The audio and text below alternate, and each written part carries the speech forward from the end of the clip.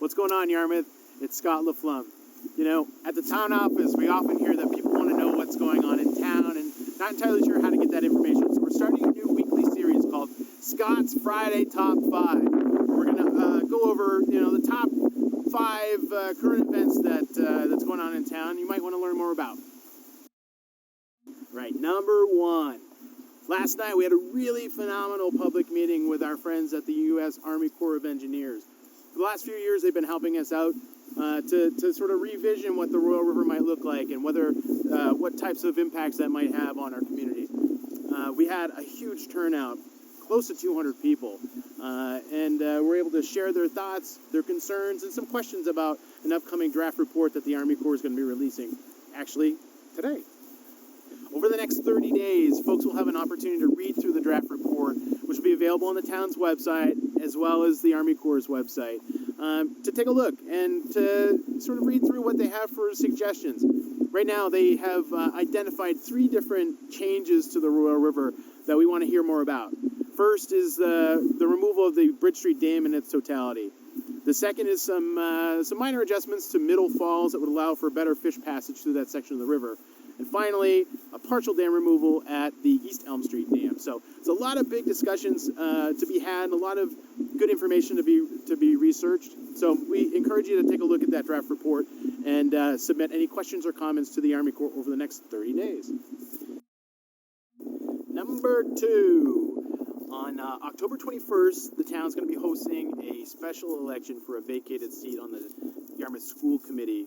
It's going to be a partial term through the end of May, early June, when the next election is going to be held. And again, because we have a pretty quick turnaround for the actual election, we're not doing absentee ballots or early voting. Folks who are interested in participating in that vote will need to come to the Yarmouth Town office in the community room on October 21st, and polls will be open from 6 a.m. to 8 p.m. Number 3. This is an election-heavy edition this week, but I'd be remiss if I didn't include the availability of absentee ballots. If you haven't ordered one already to be delivered to your home or called in to request a ballot, you can vote early at the Yarmouth Town office. Just ask for Town Clerk Lisa Grant. Number 4.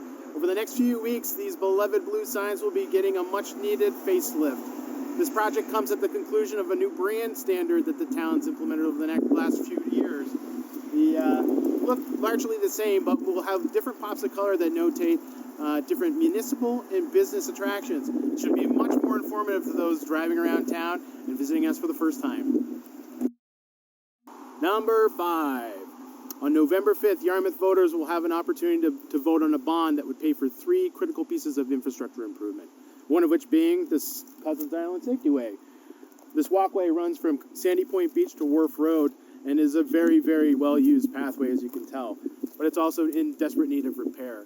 The plan here would be to extend the 5-foot width to a 6-foot walkway, ADA compliant with new drainage and ADA crossings. The second project is the replacement of the Harbor Pump Station on Route 88 near the intersection of Pleasant and Route 88.